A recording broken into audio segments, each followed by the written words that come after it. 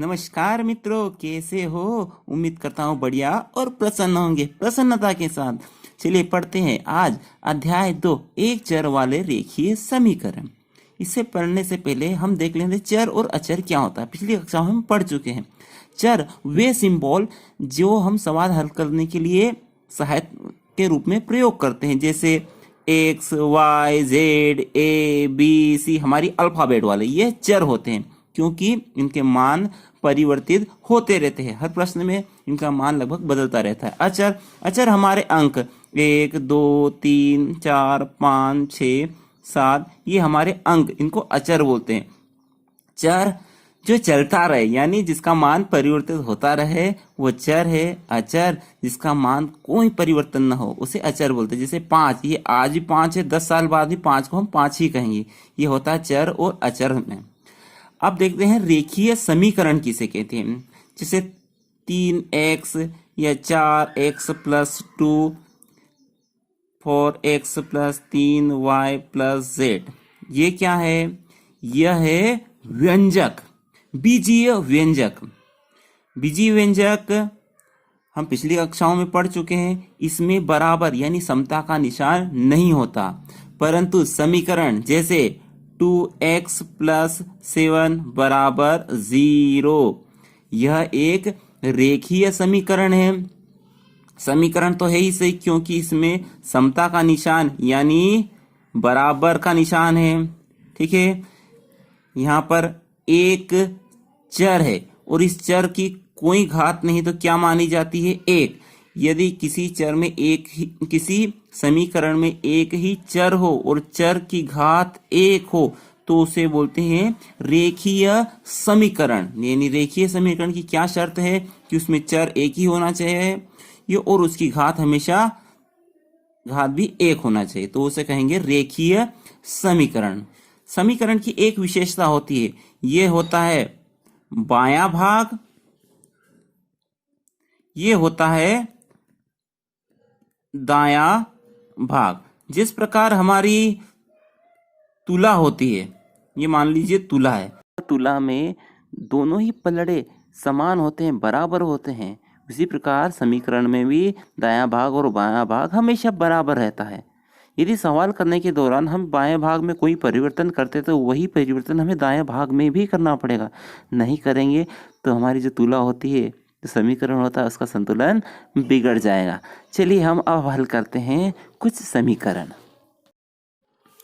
प्रश्नावली 2.1 निम्नलिखित समीकरण को हल किए। यह समीकरण है x - 2 = 7। यहाँ समता का निशान है, चर की कोई घात नहीं, तो क्या है? 1 है, यानी यह रेखीय समीकरण है। इसे हल करते हैं। इसे हल करने के 2 तरीके हैं। सामान्य अर्थ x - 2 बराबर 7। हमें चर को अकेला रखना है, यानी इस x को अकेला रखना है, बाकी चीज को भगाकर उधर फेंक देना है। तो अड़चन कौन है? अड़चन हमारा ऋण 2 है, इसे हटाना है। इसे हटाने के लिए यदि यहाँ धन 2 आ जाए तो ऋण 2 में से धन 2 गया तो 0 हो सकता है। तो क्या करें? समीकरण में 2 जोड़ने पर, 2 क्यों जोड़ा? क्योंकि यहाँ 2 व्यवकलन में यानी घटाव में है। यदि जोड़ में रहते तो हम यहाँ 2 घटाते।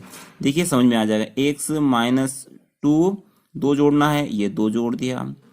अब जो बाएं भाग में कार्य किया वही हमें दाएं भाग में भी कार्य करना पड़ेगा। क्यों? क्योंकि नहीं तो हमारा तुला वाला संतुलन बिगड़ जाएगा।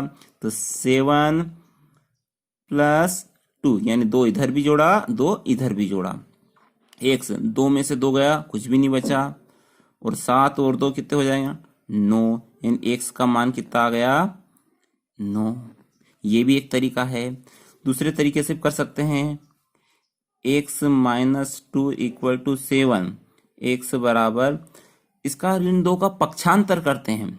पक्षांतर यानी इस पक्ष से ये उस पक्ष में जाएगा, तो जो ऋण का है वो धन का हो जाएगा, जो धन का है वो ऋण का हो जाएगा। यदि कोई भाग में है तो गुणा में चले जाएगा, जो गुणे में वो भाग में चला जाएगा, यानी उसके विपरीत हो जाएगा। तो 7 धन 2, ये 2 कहां से आया? इस ऋण 2 का पक्षांतर किया, यानी बराबर से उधर ले गए, ऋण 2 था, क्या हो जाएगा? धन 2। तो x बराबर क्या हुआ 7 और 2 9। ये भी तरीका सही है, लेकिन हमने किया क्या है, तो ऋण 2 का पक्षांतर करने पर ये लिख दिया साहब। ठीक है, ये थोड़ा सहज है, वास्तव में काम यही कर रहे हैं हम, लेकिन ये इस तरीके से कर सकते हैं। अगला देख लेते हैं। अगला है y धन 3 बराबर 10।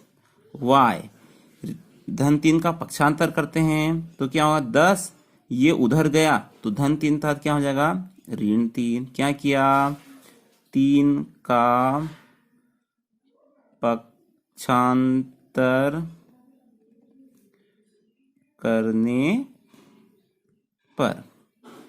ठीक है, तो y बराबर 10 में से 3 गया तो 7।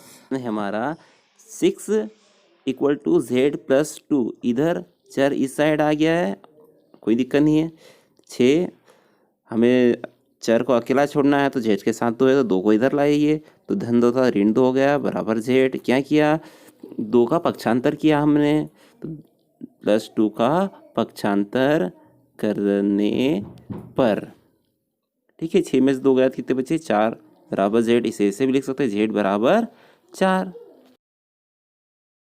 चलिए अगला सवाल है, चौथा सवाल है 3/7 धन x बराबर 17/7। वही तरीका है, तो x को अकेला रखना है, कुल मिला के x बराबर 17/7।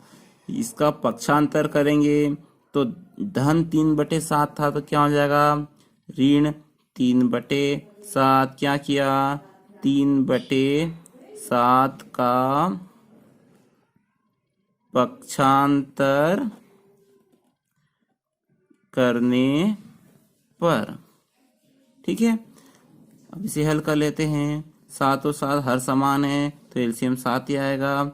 17 ऋण 3, 17 में से 3 गए तो कितने बचे 14/7, और 7 का भाग 14 में जाता है तो 7 एकम 7, 7 दूनी 14, तो x का मान आया 2। ठीक है, प्रश्न है 6x बराबर 12। अब x के साथ यहाँ 6 गुणे में, अब क्या करें, कुछ नहीं करना है, 6x बराबर 12। क्या करें, 6 का भाग लगा दीजिए। क्यों भाग लगाना है, कुल मिला के हमें x के साथ जो भी है उसे भगाना है ना, तो 6 का भाग लगा देंगे तो 6 से 6 कट जाएगा। क्या किया, समीकरण में 6 का भाग देने पर। ठीक है, 6 कम 6, 6 कम 6, 1 से कट गया, ये भी कट जाएगा। 6 कम 6, 6 दूनी 12, तो x का मान कितना आया 2। ये हमारा x का मान हो गया। चलिए ये देख लेते हैं, t/5 बराबर 10। क्या करें, 5 भाग में है तो किसका गुणा करने पड़ेगा, तो समीकरण में 5 का गुणा करने पर। समीकरण में 5 का गुणा करेंगे तो यहाँ 5 से 5 कट जाएगा तो क्या आएगा 10 गुणित 5। क्या किया, समीकरण में 5 से गुणा करने पर। ठीक है, तो t बराबर 10×50, t का मान क्या आ गया 50। जो भाग में है तो हमें गुणा करना पड़ेगा, जो गुणे में है उसका हमें भाग करना पड़ेगा। कुल मिला के हमें चर को अकेला रखना है, तभी तो मान निकलेगा उसका। अगला देख लेते हैं। चलिए ये देख लेते हैं, 14y ऋण 8 बराबर 13। तो क्या करें, यहाँ गुणे में भी है और जोड़ घटाव में भी है, तो हमेशा यदि चर के साथ कोई जोड़ या घटाव में रहे तो उसे पहले पक्षांतर करेंगे, उसके बाद गुणे और भाग पे आएंगे। तो 14y बराबर 13, यह ऋण का पक्षांतर हुआ तो क्या हो जाएगा धन 8। क्या किया हमने, ऋण 8 का पक्षांतर करने पर। ये सवाल सबको आ जाता है, लेकिन हम लिखने में कंजूसी करते हैं। लिखने में जो काम कर रहे हैं वो बस लिखना है,